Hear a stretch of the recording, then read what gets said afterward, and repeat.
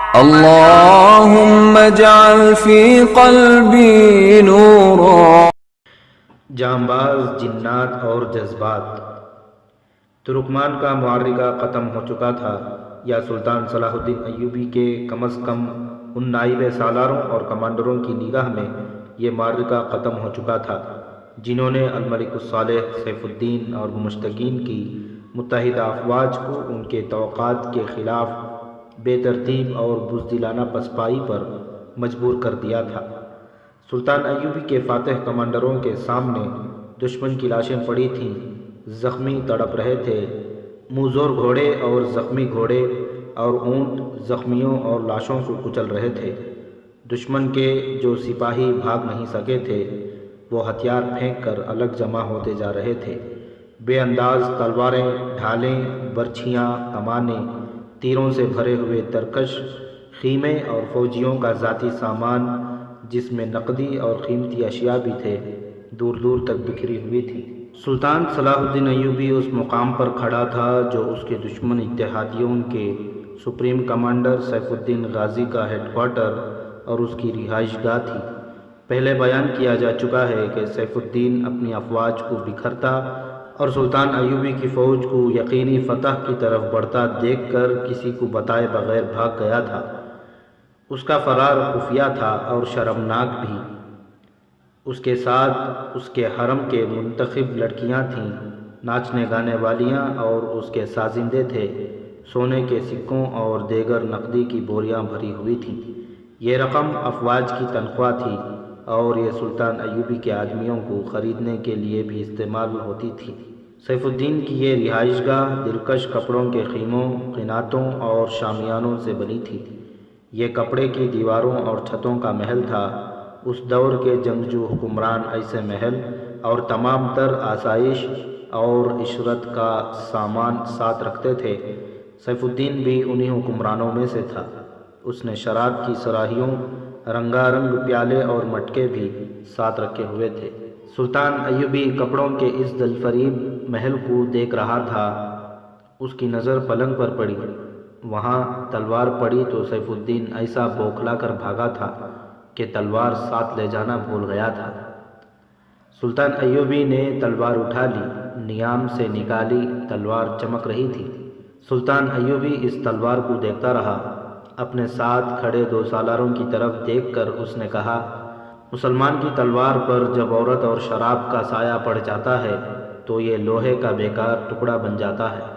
اس تلوار کو فلسطین فتح کرنا تھا، مگر صلیب نے اسے اپنے گناہوں میں ڈبو کر اپنی طرح لکڑی کا ڈنڈا بنا ڈالا ہے۔ جو تلوار شراب سے بھیگ جائے وہ لہو کے رنگ سے محروم رہتی ہے۔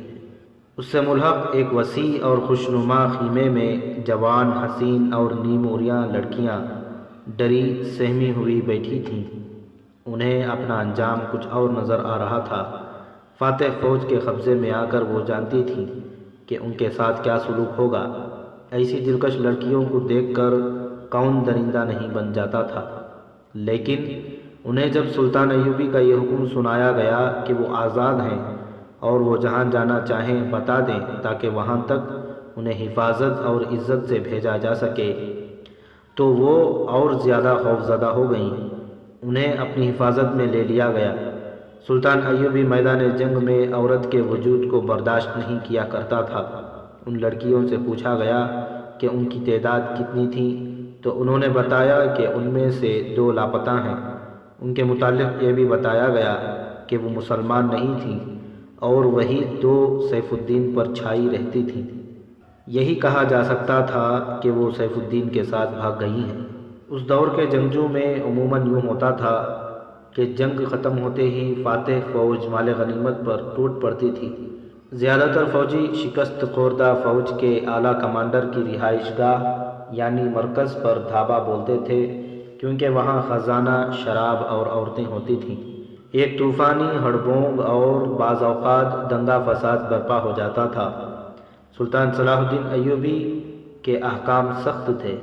کسی افسر کو بھی اس کا عہدہ کتنا ہی اونچا کیوں نہ ہو، اجازت نہیں تھی کہ مال غنیمت کو ہاتھ لگائے۔ مال غنیمت سمیٹنے اور ایک جگہ جمع کرنے کا کام کسی ایک دستے کے سپرد کیا جاتا تھا۔ اس کی تقسیم سلطان ایوبی خود کرتا تھا۔ ترکمان کے معرکے کے بعد سلطان ایوبی نے مال غنیمت کے متعلق کوئی حکم نہ دیا۔ اس نے اپنے اور دشمن کے زخمیوں کو اٹھانے، مرہم پٹی کرنے اور جنگی قیدیوں کو الگ کرنے کا حکم دے دیا تھا۔ سلطان ایوبی میدان جنگ میں نظم و نسق اور ڈسپلن کی سختی سے پابندی کراتا تھا۔ اس معرکے میں دشمن بے ترتیبی سے بھاگا تھا۔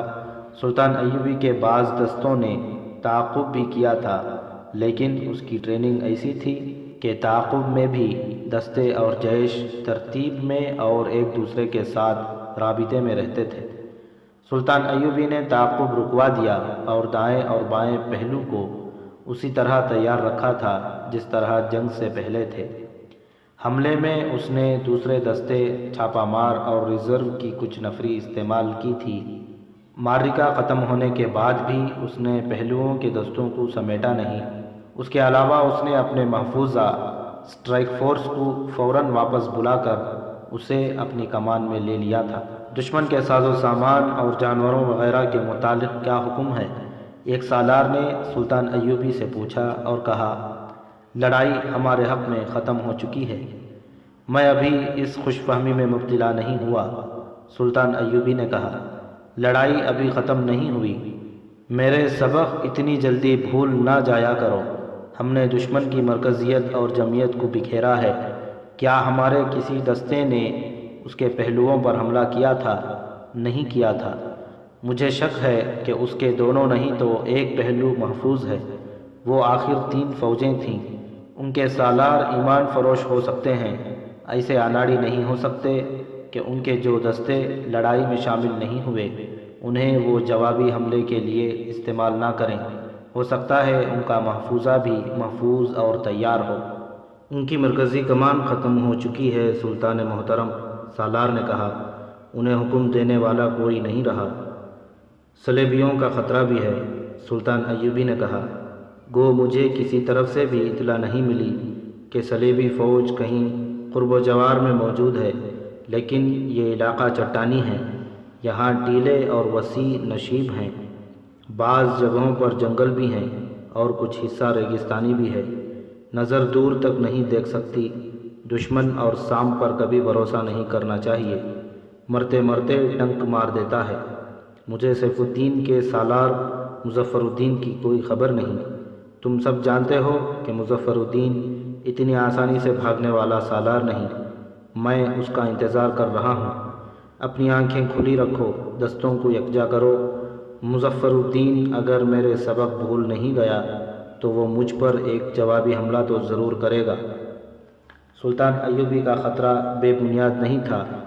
آپ نے قرون حماد کی جنگ میں سیف الدین کے ایک سالار مظفر الدین بن زین الدین کا ذکر پڑھا ہے۔ مظفر الدین سلطان ایوبی کی فوج میں سالار رہ چکا تھا اور اس کی مرکزی کمان میں اس کے ساتھ بھی رہا تھا، اس لیے اسے اچھی طرح علم تھا کہ سلطان ایوبی جنگی منصوبہ کن عناصر کو سامنے رکھ کر تیار کرتا اور میدان جنگ میں اس میں سے کس طرح رد و بدل کرتا ہے۔ مظفر الدین کچھ تو ذہنی لحاظ سے پیدائشی جنگجو تھا، زیادہ تر تربیت سلطان ایوبی سے حاصل کی، اس لیے اس میں وہ جوہر تھے جو اسے میدان جنگ سے منہ نہیں موڑنے دیتے تھے۔ وہ سیف الدین کا قریبی رشتہ دار غالباً چچا زاد بھائی تھا۔ جب سلطان ایوبی مصر سے دمشق آیا اور مسلمان امراء اس کے خلاف صف آرا ہو گئے تو مظفر الدین سلطان ایوبی کو بتائے بغیر اس کی فوج سے نکل کر اس کے دشمن کیمپ میں چلا گیا تھا۔ ترکمان کے اس معرکے سے پہلے قروت حماد کے معرکے میں مظفر الدین نے سلطان ایوبی کے پہلو پر ایسا شدید حملہ کیا تھا جس کا مقابلہ سلطان ایوبی نے پہلو کے دستوں کی قیادت اپنے ہاتھ میں لے کر کیا تھا۔ قاضی بہاؤالدین شداد کی تحریر کے مطابق اگر سلطان ایوبی خود قیادت نہ کرتا تو مظفر الدین جنگ کا پاسا پلٹ دیتا۔ سلطان ایوبی مظفر الدین کو فن حرب و ضرب کا استاد مانتا تھا۔ اب ترکمان میں اسے جاسوسوں نے اس کے متحدہ دشمن کی افواج کے متعلق جو معلومات دی تھیں ان میں ایک یہ بھی تھی کہ مظفر الدین بھی ان افواج کے ساتھ ہے، یہ معلوم نہیں ہو سکا تھا کہ وہ قلب میں ہے، دائیں ہیں، بائیں ہیں، یا وہ محفوظے کا سالار ہے۔ سلطان ایوبی نے چند ایک جنگی قیدیوں سے اس کے متعلق پوچھا تھا۔ انہوں نے یہ تصدیق تو کر دی تھی کہ مظفر الدین لشکر کے ساتھ ہے، مگر یہ کسی کو علم نہیں تھا کہ کہاں ہے۔ ہو سکتا ہے قیدیوں نے اس پر پردہ ڈال دیا ہو کہ مظفر الدین کہاں ہے۔ سلطان ایوبی نے اپنے سالاروں سے کہا، میں تسلیم نہیں کر سکتا کہ وہ لڑے بغیر بھاگ گیا ہو۔ وہ میرا شاگرد ہے، میں اس کی جنگی اہلیت سے بھی واقف ہوں اور اس کی فطرت سے بھی۔ وہ حملہ کرے گا، اگر اسے یقین ہوا کہ وہ شکست کھا جائے گا پھر بھی وہ حملہ کرے گا۔ اسے حملہ کرنا چاہیے ورنہ مجھے مایوسی ہوگی۔ صلاح الدین ایوبی یہ نہ کہے کہ مظفر الدین بھی بھاگ گیا ہے۔ یہ آواز سیف الدین کے سالار مظفر الدین کی تھی، جو ترکمان کے میدان جنگ سے 2-2.5 میل دور سنائی دے رہی تھی۔ میں لڑے بغیر واپس نہیں جاؤں گا۔ اس وقت جب صلاح الدین ایوبی سیف الدین کے رہائشی خیموں میں کھڑا تھا، سیف الدین کا کوئی کمانڈر یہ پیغام لے کر مظفر الدین کے پاس پہنچا تھا کہ سلطان ایوبی کو کسی طرح قبل از وقت پتہ چل گیا تھا کہ اس پر حملہ آ رہا ہے، اس لیے ہم دھوکے میں آ گئے۔ اب یہاں لڑنا بیکار ہے، بہتر یہ ہے کہ تم بھی واپس چلے جاؤ اور اپنے دستوں کو کسی اور بہتر جگہ لڑانے کے لیے بچا کر لے جاؤ۔ سیف الدین نے اس پیغام میں اپنے متعلق بتایا تھا کہ وہ کسی کو بتائے بغیر میدان جنگ سے جا رہا ہے۔ ہم آپ کا ہر حکم بجا لائیں گے، مظفر الدین کے ایک نائب سالار نے اسے کہا، لیکن اس حالت میں جب کہ ہماری فوج کے لڑنے والے حصے مارے گئے، زخمی یا قیدی ہو گئے یا بھاگ گئے ہیں، اس تھوڑی سی فوج سے جوابی حملہ کرنا مناسب معلوم نہیں ہوتا۔ میں ان دستوں کو ناکافی نہیں سمجھتا جو میرے پاس ہیں۔ مظفر الدین نے کہا، یہ اس فوج کا 1/4 ہے جو ہم ساتھ لائے ہیں۔ سلطان ایوبی اس سے بھی کم نفری سے لڑتا اور کامیاب ہوا کرتا ہے۔ میں اس کے پہلو پر حملہ کروں گا۔ میں اب اسے وہ چال نہیں چلنے دوں گا جو اس نے قرون حمات میں چلی تھی۔ تم سب حملے کے لیے تیار رہو۔ عالی مقام سیف الدین غازی والی موصل 3 فوجوں کی نفری سے ہار گئے ہیں۔ نائب سالار نے کہا، میں اپنے مشورے کو دہراؤں گا کہ اس تھوڑی سی نفری سے حملہ کرنا اسے مروانے والی بات ہے۔ میدان جنگ میں اپنے حرم اور شراب کے مٹکے ساتھ رکھنے والوں کے پاس 3 کے بجائے 10 فوجیں ہوں تو بھی اس کا انجام یہی ہوتا ہے جو والی موصل سیف الدین کا ہوا ہے۔ مظفر الدین نے کہا، میں بھی شراب پیتا ہوں، لیکن یہاں پانی بھی نہ ملے تو میں پرواہ نہیں کرتا۔ سلطان ایوبی مجھے ایمان فروش اور غدار کہتا ہے، لیکن میں اس لیے اس سے لڑنے سے منہ نہیں موڑوں گا کہ وہ مسلمان ہے۔ یہ 2 سالاروں کی ٹکر ہوگی، یہ 2 پہلوانوں کا دنگل ہوگا، یہ 2 تیغ زنوں کا مقابلہ ہوگا۔ اپنے دستوں کو تیار کرو اور یاد رکھو، صلاح الدین ایوبی کے جاسوسوں کی نظریں زمین کے نیچے بھی دیکھ سکتی ہیں۔ اپنے دستوں کو آج رات اور پرے لے چلو اور ہر طرف دور دور تک اپنے آدمی چھوڑ دو۔ وہ جسے مشکوک حالت میں گھومتا پھرتا دیکھے اسے پکڑیں۔ اس نے ایک جگہ منتخب کر لی تھی جہاں دستوں کو چھپایا جا سکتا تھا۔ حملے کے لیے اس نے کوئی دن اور وقت مقرر نہ کیا۔ اپنے نائب سالاروں سے کہا، سلطان ایوبی میں لومڑیوں کی چالاکی اور خرگوش کی پھرتی ہے۔ مجھے میرے مخبروں نے بتایا ہے کہ اس نے ابھی مال غنیمت سمیٹا نہیں اور اس نے اپنی فوج کے پہلوؤں کو بھی نہیں سمیٹا۔ اس سے پتہ چلتا ہے کہ وہ پیش قدمی نہیں کرے گا، اور یہ بھی ظاہر ہوتا ہے کہ وہ ہمارے جوابی حملے کا خطرہ محسوس کر رہا ہے۔ میں اسے اچھی طرح جانتا ہوں کہ وہ کس انداز سے سوچا کرتا ہے۔ میں اسے یہ دھوکہ دوں گا کہ ہم سب بھاگ گئے ہیں اور اب حملے کا خطرہ ٹل گیا ہے۔ یہ عقل اور فہم و فراست کی جنگ ہوگی۔ وہ 2 دنوں سے زیادہ انتظار نہیں کرے گا۔ اس طرح میں بھی اپنے جاسوسوں کو اس کی نقل و حمل دیکھنے کے لیے استعمال کروں گا۔ جو ہی وہ مال غنیمت سمیٹنے لگے گا اور اس کی توجہ دائیں بائیں سے ہٹ جائے گی، ہم اس کے پہلو پر حملہ کر دیں گے۔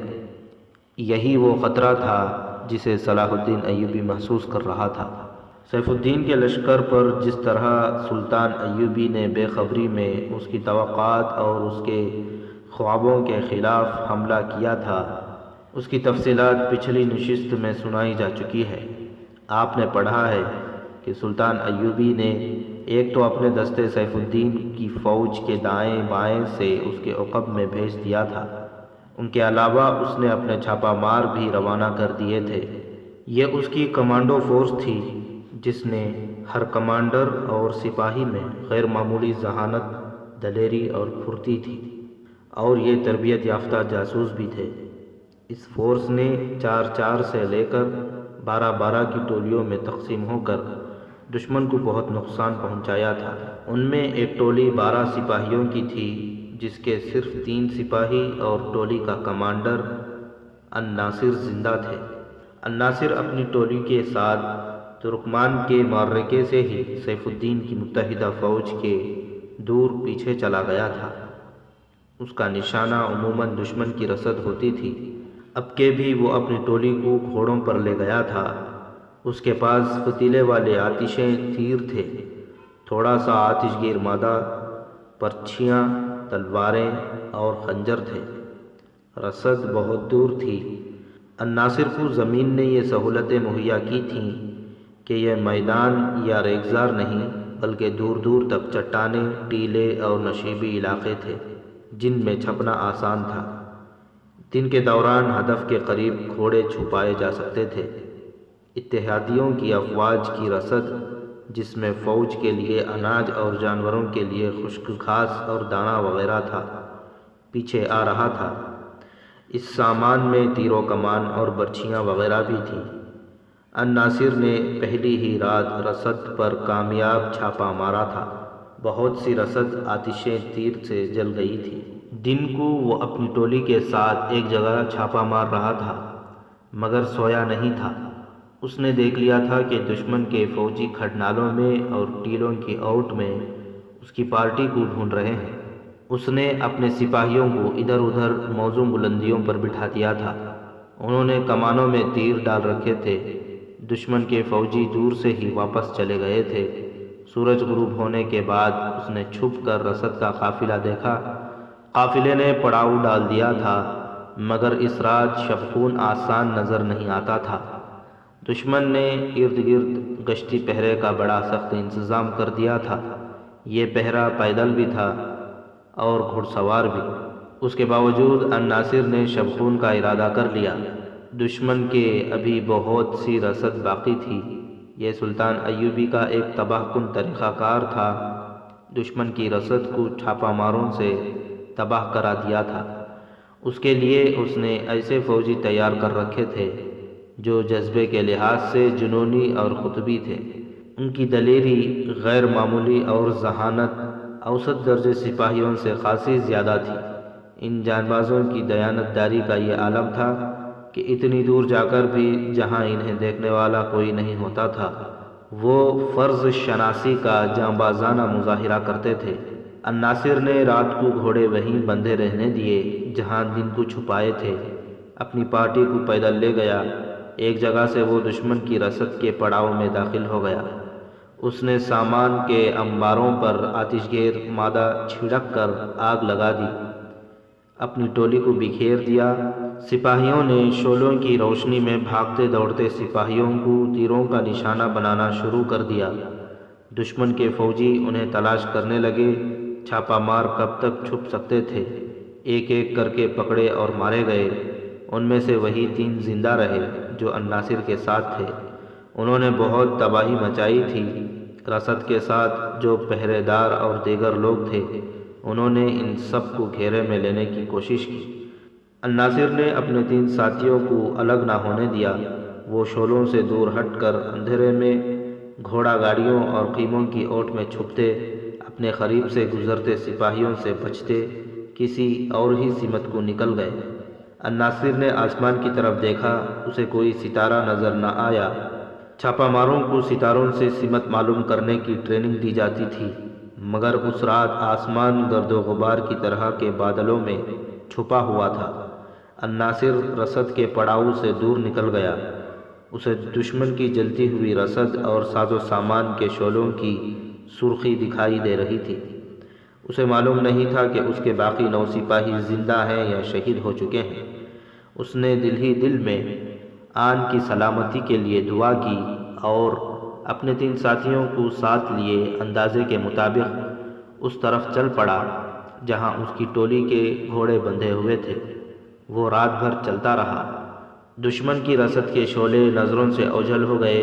فضا میں شعلوں کی جو سرخی نظر آتی تھی وہ بھی غائب ہو گئی۔ اگر یہ سرخی نظر آتی رہتی تو وہ اپنے ٹھکانے تک پہنچ سکتا تھا، یہ بھی نہ رہی اور وہ اندھا دھند چلتا گیا۔ زمین کے خد و خال بدل گئے، درخت تو کوئی تھا ہی نہیں۔ اس نے پاؤں تلے سخت زمین کے بجائے ریت محسوس کی، ٹیلے اور چٹانیں بھی نہیں تھیں۔ ریت نے اس کے اور اس کے ساتھیوں کے پاؤں وزنی کر دیے۔ پانی اور کھانے کی اشیاء گھوڑوں کے ساتھ تھیلوں میں بندھی تھیں اور گھوڑے نہ جانے کہاں تھے۔ اس نے محسوس کی وہ بہت تھک گیا تھا۔ اس کے تینوں ساتھی بھی پیاس کی شکایت کر چکے تھے۔ ان سب کی رفتار بھی ختم ہوتی جا رہی تھی۔ الناصر نے وہیں رک جانا اور آرام کر لینا مناسب سمجھا۔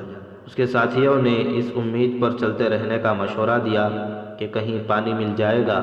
اس خطے میں پانی کی قلت تو نہیں تھی، لیکن وہ اس خطے کے اس حصے سے جا نکلے تھے جو ریگزار تھا۔ وہاں پانی کا نام و نشان نہ تھا۔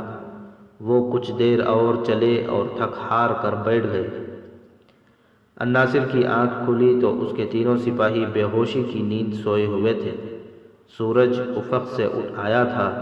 الناصر نے چاروں طرف دیکھا، وہ ریت کے سمندر میں کھڑا تھا۔ اس کا دل ڈوبنے لگا۔ وہ تو صحراؤں میں جنا پلا اور صحراؤں میں اس نے لڑائیاں لڑی تھیں۔ وہ ریگزار سے ڈرنے والا نہیں تھا۔ اس کی گھبراہٹ کی وجہ یہ تھی کہ اسے توقع نہیں تھی کہ یہاں ریگستان ہوگا۔ گھبراہٹ کی وجہ یہ بھی تھی کہ افق تک پانی کے کچھ آثار نظر نہیں آتے تھے۔ پیاس سے وہ حلق میں جلن اور چبھن محسوس کر رہا تھا۔ اپنے ساتھیوں کی حالت کا وہ اندازہ کر سکتا تھا۔ اس نے سورج کے مطابق اس سمت دیکھا جدھر ترکمان تھا۔ اسے پہاڑیوں کے ٹیڑھی سی لکیر نظر آئی۔ وہ سیدھا اس سمت نہیں جا سکتا تھا کیونکہ راستے میں دشمن کی فوج تھی۔ اس نے اپنے ساتھیوں کو جگایا۔ وہ اٹھے تو ان کے چہروں پر بھی گھبراہٹ اور تذبذب کے آثار پیدا ہو گئے۔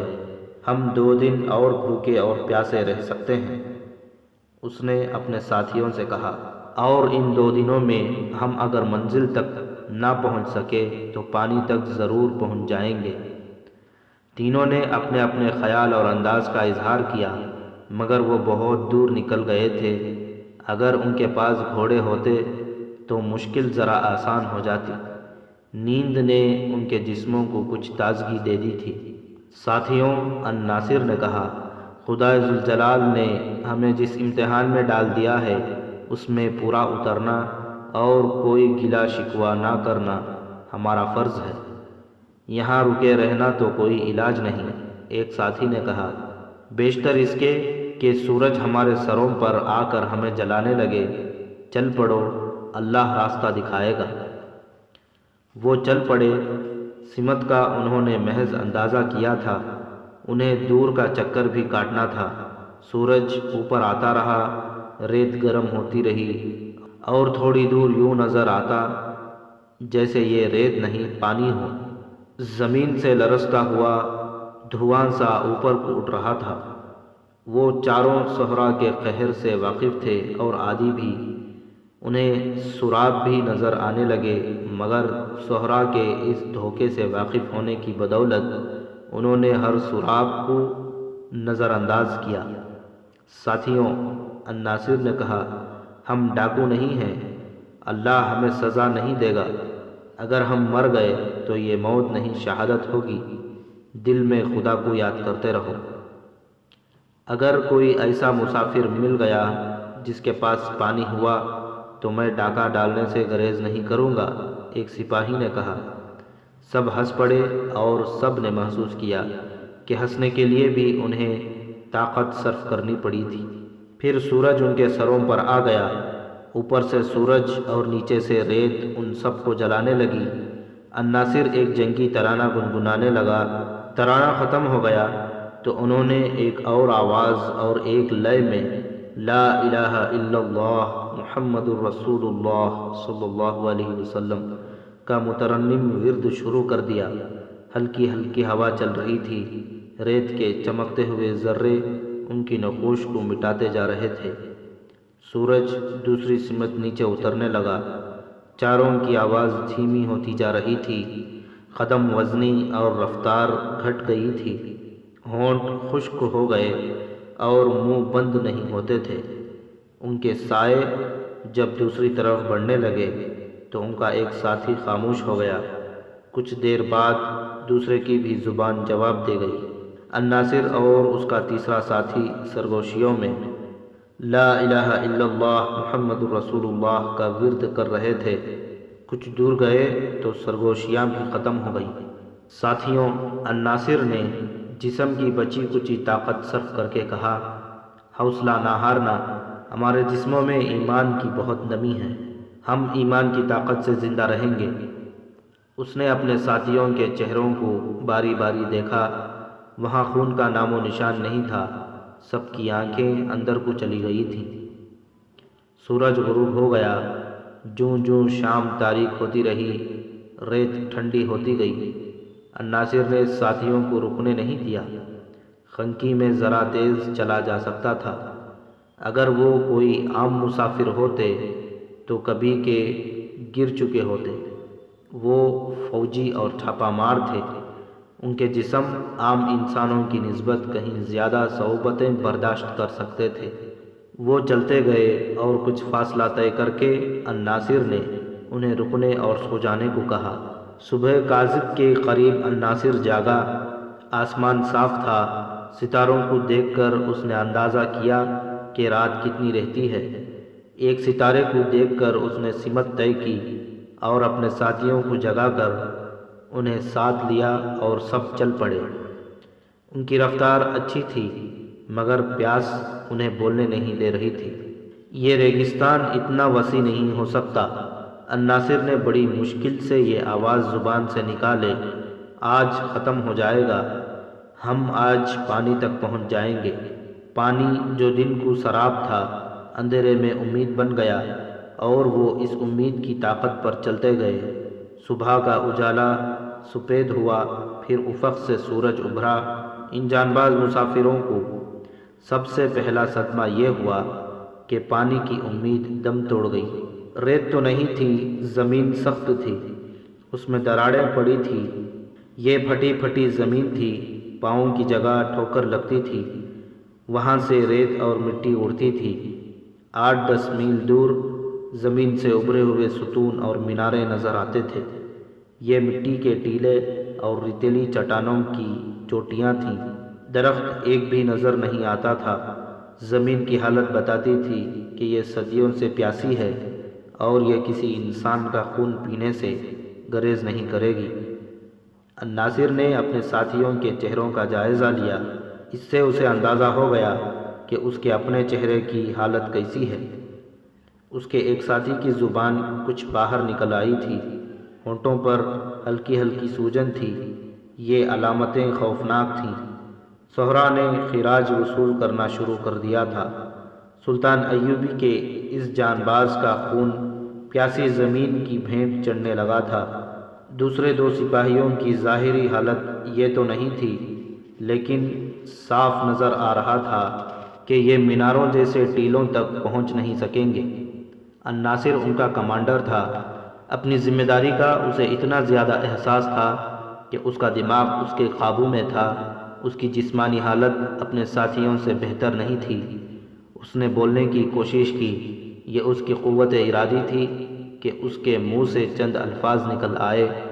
اس نے اپنے ساتھیوں کا حوصلہ بڑھانے کی کوشش کی، مگر یہ ایک ناکام کوشش تھی۔ جوں جوں سورج اوپر اٹھتا آ رہا تھا، زمین کی غیر مرئی شعلے بلند ہوتے جا رہے تھے۔ ان چاروں کی رفتار کا اب یہ حال تھا کہ وہ قدم اٹھاتے نہیں، پاؤں گھسیٹتے تھے۔ جس سپاہی کی زبان باہر نکل آئی تھی، اس کی برچھی اس کے ہاتھ سے گر پڑی۔ پھر اس نے کمر بند سے تلوار کھولی اور پھینک دی۔ اس نے یہ حرکات بے خیالی میں کی تھیں۔ اس کے ہاتھ اپنے آپ کام کر رہے تھے اور وہ ناک کی سیدھ میں چلا جا رہا تھا۔ یہ سہرا کا ایک ظالمانہ اثر ہوتا ہے کہ بھٹکا ہوا پیاسا مسافر نیند میں مختلف حرکات کرنے کے انداز سے اپنے جسم سے بوجھ پھینکنا شروع کر دیتا ہے۔ پھر مختلف اشیاء پھینکنے کے بعد وہ اپنے جوتے بھی اتار پھینکتا ہے۔ وہ کہیں رکتا نہیں، چلتا جاتا اور چیزیں پھینکتا جاتا ہے۔ صحرائی مسافر جب جگہ جگہ ایسی اشیاء پڑی دیکھتے ہیں تو وہ اس توقع پر آگے بڑھتے ہیں کہ کچھ ہی دور آگے ایک لاش پڑی ہوگی یا اس بدنصیب کی ہڈیوں کا ڈھانچہ پڑا ہوگا جو راستے میں اپنی آخری متاع بکھیرتا گیا ہے۔ سہرا نے الناصر کے ایک ساتھی کو اس مرحلے میں داخل کر دیا تھا جہاں وہ دنیا کی اشیاء اور اپنے فرائض سے دستبردار ہو رہا تھا۔ الناصر نے اس کی برچھی اور تلوار اٹھا لی اور اس سپاہی سے بڑے پیار سے کہا، اتنی جلدی نہ ہارو میرے عزیز دوست، اللہ کا سپاہی مر جاتا ہے، ہتھیار نہیں پھینکا کرتا، اپنی عزت اور عظمت کو ریت میں نہ پھینکو۔ اس کے ساتھی نے اسے دیکھا، الناصر اسے دیکھتا رہا۔ سپاہی نے اچانک قہقہا لگایا اور سامنے دیکھتے ہوئے ہاتھ سے اشارہ کیا، بڑی جاندار آواز میں بولا، پانی، وہ دیکھو باغ، پانی مل گیا، اور وہ آگے کی دوڑ پڑا۔ وہاں پانی تھا، نہ پانی کا سراب۔ وہ زمین ایسی تھی جہاں سراب نظر نہیں آیا کرتے۔ سراب ریت کی چمک کا ہوتا ہے۔ اس پر سہرا کا دوسرا ظالمانہ اثر ہونے لگا تھا۔ یہ تھے واہمے اور ایسے تصورات جو حقیقی روپ میں دکھائی دیتے تھے۔ پانی کی جھیلیں اور باغ نظر آتے تھے، عمارتیں دکھائی دیتی تھیں۔ یوں بھی نظر آتا کہ جیسے 1-2 میل دور شہر ہے۔ قافلے جاتے یا اپنی طرف آتے دکھائی دیتے تھے۔ ناچنے اور گانے والیاں بھی نظر آتی تھیں۔ اس بے رحم ویرانے نے الناصر کے ایک ساتھی کو فریب دینے شروع کر دیے تھے۔ سہرا اس کی جان سے کھیلنے لگا تھا۔ یہ شاید سہرا کی رحم دلی بھی تھی کہ کسی مسافر کی جان لینے سے پہلے اسے بڑے ہی حسین اور دل فریب تصوروں میں الجھا دیتا ہے تاکہ مرنے والا اذیت سے محفوظ رہے۔ الناصر کا ساتھی آگے کو دوڑ پڑا۔ وہی سپاہی جو قدم گھسیٹ رہا تھا تازہ دم آدمی کی طرح دوڑ رہا تھا، مگر یہ دوڑ اس چراغ کی مانند تھی جو بجھنے سے پہلے آخری بار ٹمٹمایا ہو۔ الناصر اس کے پیچھے دوڑا اور اسے پکڑ لیا۔ اس کے دوسرے 2 ساتھیوں میں ابھی کچھ دم باقی تھا۔ وہ بھی دوڑے اور اپنے ساتھی پر قابو پا لیا۔ وہ ان سے آزاد ہونے کو تڑپ رہا تھا اور چلا رہا تھا، چلو جھیل تک چلو، وہ دیکھو کتنے غزال جھیل سے پانی پی رہے ہیں۔ ساتھیوں نے اسے پکڑے رکھا اور وہ آہستہ آہستہ قدم گھسیٹتے چلتے گئے۔ الناصر نے وہ کپڑا جو اس کے سر پر رکھا تھا اس کے چہرے پر بھی ڈال دیا تاکہ وہ کچھ دیکھ ہی نہ سکے۔ سورج سر کے عین اوپر آ گیا تھا جب ایک اور سپاہی نے بڑی ہی بلند آواز سے کہا، باغ میں رقاصہ ناچ رہی ہے، لعنت بھیجو پانی پر، چلو ناچ دیکھیں، حسن دیکھو، چلو دوستوں، وہاں پانی مل جائے گا، لوگ کھانا کھا رہے ہیں، میں سب کو جانتا ہوں، چلو چلو۔ اور وہ دوڑ پڑا۔ جس سپاہی کو پہلے واہمہ نظر آیا تھا وہ کچھ دیر خاموش رہا تھا، اس لیے ساتھیوں نے اسے چھوڑ دیا تھا۔ وہ اپنے ساتھی کو دوڑتا دیکھ کر اس کے پیچھے دوڑ پڑا اور چلانے لگا، رقاصہ بہت خوبصورت ہے، میں نے اسے قاہرہ میں دیکھا تھا، وہ مجھے جانتی ہے، میں اس کے ساتھ کھانا کھاؤں گا، اس کے ساتھ شربت پیوں گا۔ الناصر کا سر ڈول گیا۔ وہ سہرا کی صحبتیں برداشت کر سکتا تھا، اپنے ساتھیوں کی یہ حالت اس کی برداشت سے باہر تھی۔ انہیں سنبھالنا اس کے بس سے باہر ہوا جا رہا تھا۔ اس کی اپنی جسمانی حالت بھی دیگرگوں ہو گئی تھی۔ اس کے ساتھ اب ایک ہی ساتھی رہ گیا تھا جس کا دماغ ابھی ٹھکانے تھا۔ جسمانی لحاظ سے وہ بے شک ختم ہو چکا تھا۔ ان کے جو دو ساتھی باغ اور رقص کے واہمے کے پیچھے دوڑے تھے، چند قدم دوڑ کر گر پڑے۔ انہیں گرنا ہی تھا، ان کے جسموں میں رہا ہی کیا تھا۔ الناصر اور اس کے ساتھی نے انہیں بٹھا کر اپنے سہارے لے لیا اور ان پر کپڑوں کا سایہ کر دیا۔ ان کی آنکھیں بند ہو گئی تھیں اور سر ڈول رہے تھے۔ تم اللہ کے سپاہی ہو، الناصر نے دھیمی سی آواز میں کہنا شروع کیا۔ تم قبلہ اول اور خانہ کعبہ کے پاسبان ہو۔ تم نے اسلام کے دشمنوں کی کمر توڑی ہے۔ تم سے کفار ڈرتے اور کانپتے ہیں۔ تم شعلوں کو روندنے والے مرد مومن ہو۔ ان صحرا کو، پیاس کو اور سورج کے قہر کو تم کیا سمجھتے ہو؟ تم پر اللہ کی رحمت برس رہی ہے۔ تمہیں فرشتے بہشت کی ٹھنڈک پہنچا رہے ہیں۔ تمہارا جسم پیاسا ہے، روح پیاسی نہیں۔ ایمان والے پانی کی ٹھنڈک سے نہیں، ایمان کی حرارت سے زندہ رہتے ہیں۔ دونوں نے آنکھیں کھول دیں اور الناصر کو دیکھا۔ الناصر نے مسکرانے کی کوشش کی۔ اس نے جذبات کے غلبے سے جو باتیں کہی تھیں وہ اثر کر گئیں۔ دونوں سپاہی تصوروں اور واہموں کی دنیا سے نکل کر حقیقت میں آ گئے۔ وہ اٹھے اور نہایت آہستہ آہستہ چل پڑے۔ صبح روانگی کے وقت انہیں ٹیلوں اور ریتیلی چٹانوں کے جو ستون اور مینار نظر آئے تھے وہ قریب ہو گئے تھے۔ اب وہ بڑے بڑے ہو گئے تھے۔ امید رکھی جا سکتی تھی کہ وہاں پانی ہوگا، وہاں نشیب اور کھڈ نالے بھی ہو سکتے تھے۔ الناصر نے اپنے ساتھیوں سے کہا کہ وہ پانی کے قریب آ گئے ہیں اور آج شام سے پہلے پانی مل جائے گا، مگر وہ زمین اور وہ ماحول ایسی اور اتنی گرم حقیقت تھی کہ پانی کی امید شبنم کے قطرے کی طرح اڑ گئی۔ وہ ٹیلوں اور ٹیکریوں کے اور قریب چلے گئے۔ اچانک ایک سپاہی دوڑ اٹھا۔ وہ نعرے لگا رہا تھا، میرا گاؤں آ گیا ہے، میں سب کے لیے کھانا پکوانے جا رہا ہوں۔ کنویں سے میرے گاؤں کی لڑکیاں پانی نکال رہی ہیں۔ اس کے پیچھے دوسرا سپاہی دوڑ پڑا اور چلانے لگا، مرغابیاں مرغابیاں۔ وہ دوڑتے دوڑتے منہ کے بل گرا اور ہاتھ سے مٹی اور ریت اٹھا کر منہ میں ڈال لی۔ الناصر اور اس کا تیسرا ساتھی دوڑے، اس کے منہ سے مٹی نکالی، کپڑے سے منہ صاف کیا اور اسے اٹھایا، مگر وہ چلنے کے قابل نہیں تھا۔ دوسرا سپاہی بھی گر پڑا تھا اور پیٹ کے بل رینگتے ہوئے کہہ رہا تھا، کنویں سے پانی پی لو، پھر تمہارے لیے کھانا پکواؤں گا۔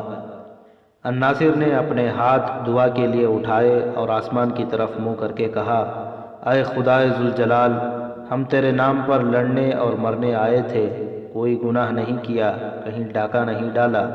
اگر کفار سے لڑنا گناہ ہے تو ہمیں بخش دے، بخش دے صحراؤں کو آگ لگانے والے خدا، میری جان لے لے، میرے خون کو پانی بنا دے، میرے ساتھی پی کر زندہ رہیں۔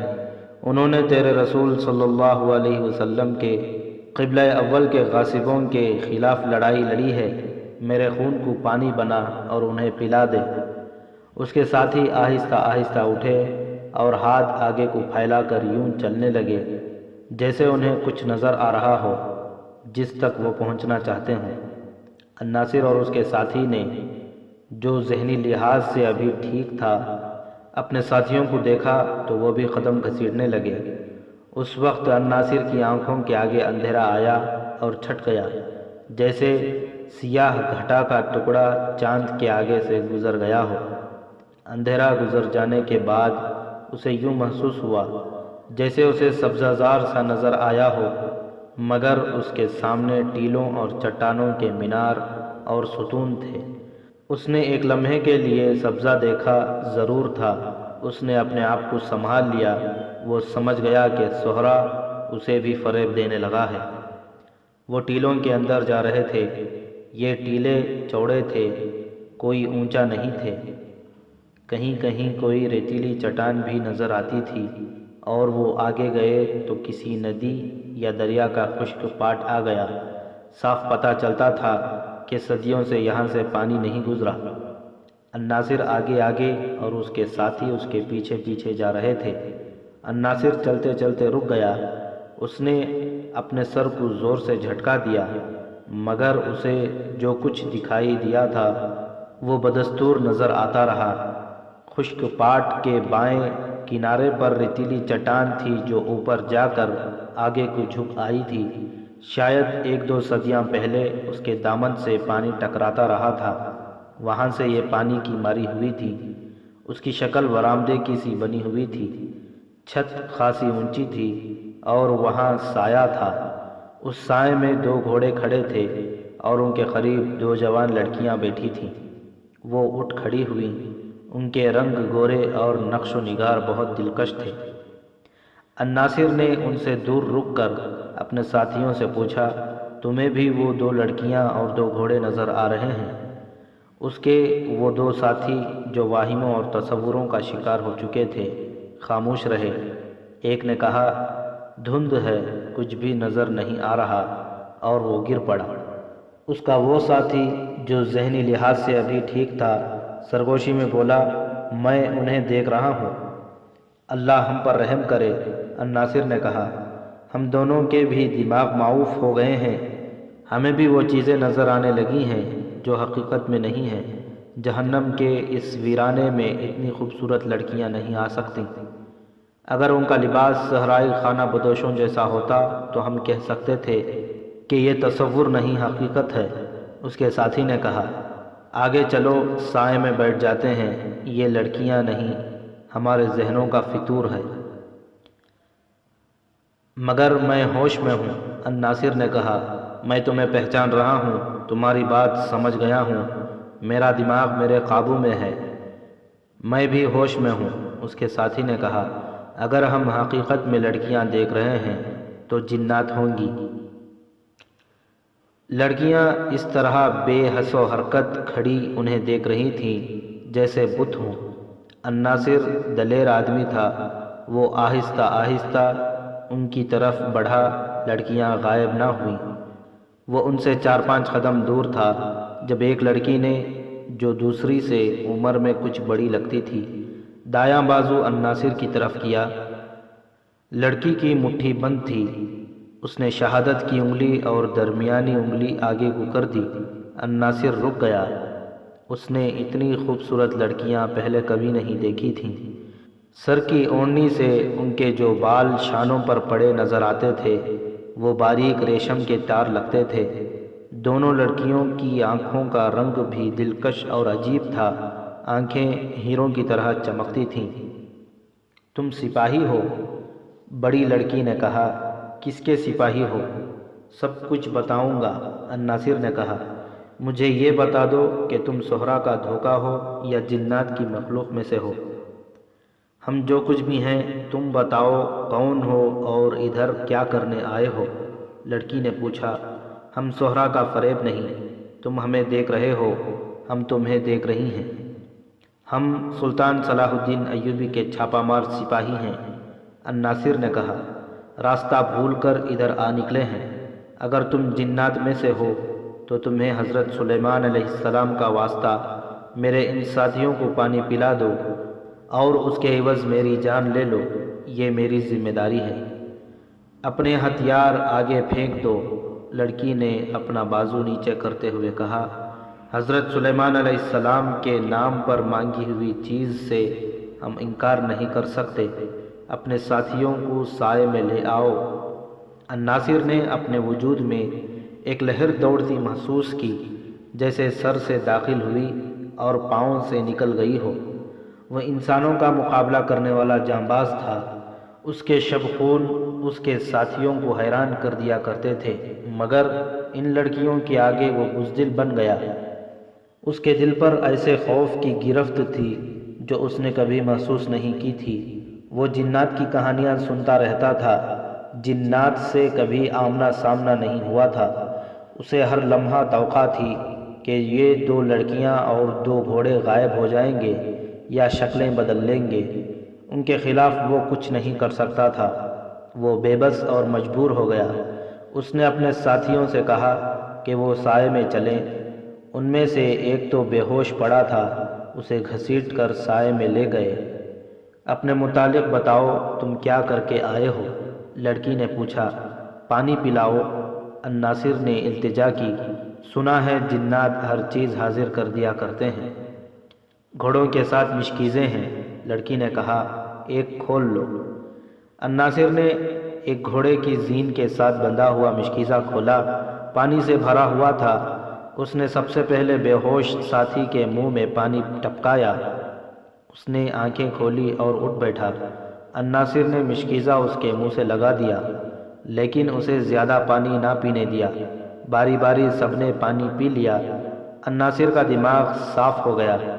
اس نے سوچا کہ یہ لڑکیاں تصور یا واہمہ ہوتا تو دماغ میں جان آ جانے سے یہ واہمہ غائب ہو جاتا، لیکن لڑکیاں وہاں موجود تھیں، اور سب سے بڑی حقیقت یہ تھی کہ اس نے پانی پیا تھا۔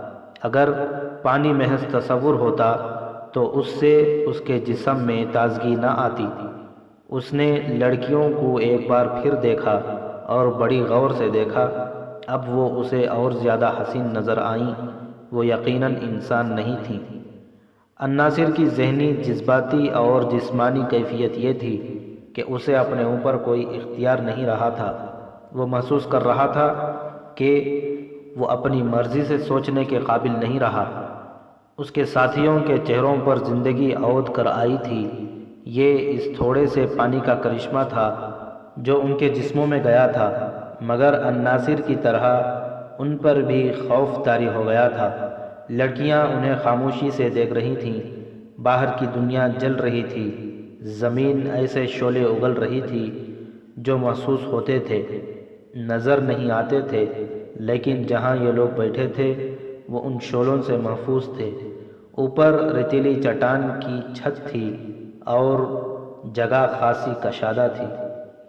بڑی لڑکی نے بازو الناصر کی طرف بڑھایا، درمیانی انگلی اور شہادت کی انگلی آگے کر کے بازو کو گھوڑوں کی طرف گھما کر کہا، وہ تھیلا کھول لاؤ اور اپنے ساتھیوں کو دو۔ الناصر ایسے انداز سے گھوڑے کی زین کے ساتھ بندھا ہوا چمڑے کا تھیلا کھول لایا جیسے اس نے یہ حرکت کسی جادو کے زیر اثر کی ہو۔ اس نے تھیلا کھولا تو اس میں کھجوروں کے علاوہ کھانے کی کچھ ایسی چیزیں پڑی تھیں جو صرف امیر لوگ کھایا کرتے تھے۔ خشک گوشت بھی تھا جو کھانے کے قابل تھا۔ ان لڑکیوں کو دیکھا، بڑی لڑکی نے کہا، کھاؤ۔ الناصر نے یہ چیزیں اپنے ساتھیوں میں تقسیم کر دیں۔ ان سب کے پیٹ سے لگے ہوئے تھے۔ انہوں نے کھانا شروع کر دیا۔ کھانا مقدار کے لحاظ سے تھوڑا تھا، جو بظاہر ایک آدمی کے لیے کافی تھا، لیکن چاروں سیر ہو گئے۔ انہیں ماحول نکھرا ہوا دکھائی دینے لگا۔ لڑکیوں کا حسن پہلے سے کہیں زیادہ پرکشش اور پر اسرار ہو گیا۔ تم ہمارے ساتھ کیا سلوک کرو گی؟ الناصر نے بڑی لڑکی سے کہا، جن اور انسان کا کوئی مقابلہ نہیں۔ تم آگ ہو، ہم مٹی اور پانی ہیں۔ ہم سب کا خالق خدا ہے۔ ہمیں اپنے خالق کی مخلوق سمجھ کر ہم پر رحم کرو۔ ہمیں ترکمان کے راستے پر ڈال دو۔ تم چاہو تو پلک جھپکتے ہمیں ترکمان پہنچا سکتے ہو۔ تم کہیں شبخون مارنے گئے تھے؟ بڑی لڑکی نے پوچھا۔ صلاح الدین ایوبی کے چھاپا مار بھی جن ہوتے ہیں۔ ہمیں بتاؤ تم کہاں گئے تھے اور کیا کر کے آئے ہو؟ الناصر نے اسے اپنی تمام کارگزاری سنا دی۔ اس کی ٹولی نے جس دلیری سے شبخون مارے اور جو نقصان کیا تھا وہ پوری تفصیل سے سنایا۔ پھر یہ بتایا کہ وہ کس طرح واپسی کے راستے سے بھٹک گئے ہیں۔ تم اپنے سپاہیوں سے بہتر سپاہی معلوم ہوتے ہو، لڑکی نے کہا۔ کیا تمہاری فوج کا ہر ایک سپاہی یہ کام کر سکتا ہے جو تم نے کیا ہے؟ نہیں، الناصر نے جواب دیا۔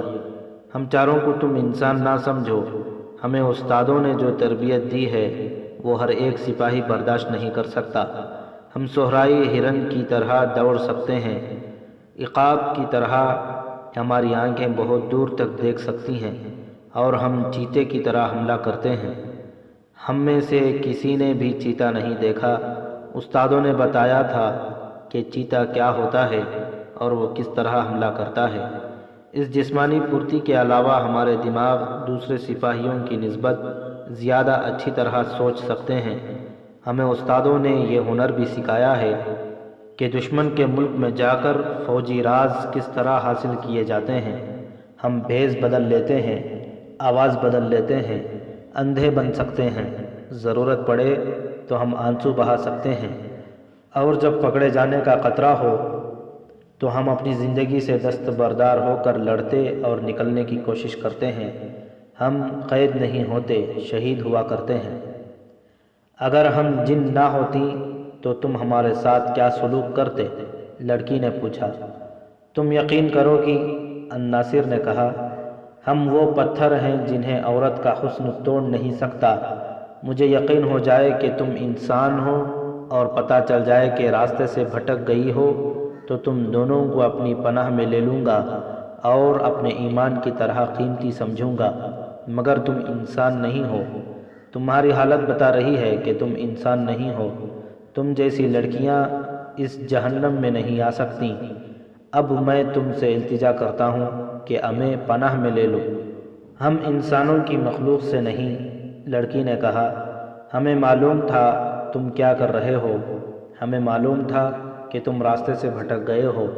اگر تم گنہگار ہوتے تو جس صحرا میں سے تم گزر کر آئے ہو وہ تمہارا خون پی جاتا اور تمہارے جسم کے گوشت کو ریت بنا کر تمہاری ہڈیاں ننگی کر دیتا۔ اس صحرا نے بھٹکے ہوئے گنہگاروں کو کبھی نہیں بخشا۔ ہم دونوں تمہارے ساتھ تھیں۔ تمہیں جو صعوبتیں برداشت کرنی پڑی ہیں وہ اس لیے تم پر ڈالی گئی ہیں کہ تم خدا کو بھول نہ سکو اور تمہارے دل سے گناہ کا خیال اور ارادہ نکل جائے۔ ہمیں معلوم تھا کہ ہم جیسی خوبصورت لڑکیوں کو دیکھ کر تم بھوک اور پیاس کو بھول جاؤ گے اور تمہارے دل پر شیطان کا قبضہ ہو جائے گا۔ تم ہمارے ساتھ ساتھ کیوں رہیں؟ الناصر نے پوچھا۔ ہمیں اس نے بھیجا ہے جو صحراؤں میں راستہ بھول جانے والے نیک بندوں کو راہ دکھاتا ہے۔ بڑی لڑکی نے کہا، تم پر خدا نے جو رحمت نازل کی ہے اس کا تم حساب نہیں کر سکتے۔ اس نے ہمیں کہا تھا کہ مرد نزا کے عالم میں بھی شیطان کے اثر سے آزاد نہیں ہوتا۔ اس ناپاک قبضے سے آزاد کرنے کے لیے خدا نے تمہیں عذاب میں ڈالا ہے۔ پھر ہمیں حکم ملا کہ ان کے سامنے آ جاؤ اور انہیں پناہ میں لے لو۔ ہم جانتے تھے کہ تم نے دشمن کو کس طرح اور کتنا نقصان پہنچایا ہے۔ پھر مجھ سے کیوں پوچھا تھا؟ الناصر نے پوچھا۔ یہ دیکھنے کے لیے کہ تم کتنا جھوٹ اور کتنا سچ بولتے ہو۔ لڑکی نے کہا، تم سچے ہو۔ ہم جھوٹ نہیں بولا کرتے، الناصر نے کہا۔ شبخون مارنے والے خدا کو گواہ بنایا کرتے ہیں۔ اپنی فوج اور اپنے سالاروں کی نظروں سے اوجھل ہو کر ہم اس حقیقت کو دل میں بٹھا لیتے ہیں کہ ہمیں خدا دیکھ رہا ہے۔ ہم خدا کو دھوکہ نہیں دے سکتے۔ الناصر خاموش ہو گیا اور پوچھا، تم نے میرے اس سوال کا جواب نہیں دیا کہ ہمارے ساتھ کیا سلوک کرو گی؟ جو ہمیں حکم ملا ہے اس کے خلاف ہم کچھ نہیں کر سکتے، لڑکی نے جواب دیا۔ ہمارا سلوک برا نہیں ہوگا۔ ہم دیکھ رہے ہیں کہ تم اب بول نہیں سکتے۔ تمہاری اور تمہارے ساتھیوں کی آنکھیں بند ہو رہی ہیں، مگر تمہارے دلوں میں جو خوف ہے وہ تمہیں سونے نہیں دے رہا۔ دل سے خوف نکال دو اور سو جاؤ۔ پھر کیا ہوگا؟ الناصر نے پوچھا۔ جو اللہ کا حکم ہوگا، لڑکی نے جواب دیا۔ ہم تمہیں نقصان نہیں پہنچا سکتے۔ اگر بھاگنے کی کوشش کرو گے تو ان ریتیلی ستونوں کی طرح ستون بن جاؤ گے۔ تمہیں دور سے یہ ستون نظر آئے ہوں گے، ان کے اوپر کوئی چھت نہیں، یہ مینار لگتے ہیں، اصل میں انسان ہیں، انسان تھے۔ ہمیں حکم نہیں کہ تمہیں دکھاؤں۔ اگر حکم ہوتا تو کسی بھی مینار پر تم تلوار کی ضرب لگاتے تو اس میں سے خون پھوٹتا۔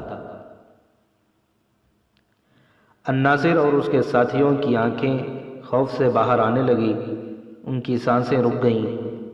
یہ روئے زمین کا جہنم ہے، لڑکی نے کہا۔ ادھر وہی آتا ہے جو راہ سے گمراہ ہو جاتا ہے، اور وہ کہ جو بھولے بھٹکے مسافروں کو راستہ دکھاتا ہے اور کسی کو نظر نہیں آیا کرتا۔ انہیں غزال جیسی خوبصورت جانوروں یا ہم جیسی خوبصورت لڑکیوں کے روپ میں آ کر انہیں راہ پر ڈالتا، پانی پلاتا اور انہیں اس دوزخ کی اذیت سے بچا لیتا ہے۔ مگر انسان گناہوں کا اتنا شیدائی ہے کہ غزال کو دیکھتا ہے تو اس پر تیر چلاتا ہے کہ اسے مارے اور اس کا گوشت کھائے، اور جب ہم جیسی عورت کو دیکھتا ہے تو اسے تنہا اور مجبور سمجھ کر اسے عیش و عشرت کا ذریعہ بنانے کی کوشش کرتا ہے۔ وہ بھول جاتا ہے کہ اس کا آخری وقت آ پہنچا ہے۔ وہ لڑکی سے کہتا ہے کہ آؤ میرے ساتھ، تمہارے ساتھ شادی کروں گا، تم میرے حرم کی ملکہ ہو۔ ریت اور مٹی کے یہ بے ڈھنگ اور لمبوترے مینار ایسے ہی آدمی تھے، تم ان میں شامل نہیں ہوگے، سو جاؤ۔ اگر ہمیں دیکھ کر تمہارے دل میں گناہ انگڑائی لے تو اسے بھی سلا دینا، ورنہ تمہارا انجام یہی ہوگا جو تم دیکھ رہے ہو۔ انسان کی یہ کمزوری ہے کہ جس لذت کی وہ پیداوار ہے اسی لذت کا شیدائی ہو کر تباہ ہوتا ہے اور بڑے برے انجام کو پہنچتا ہے۔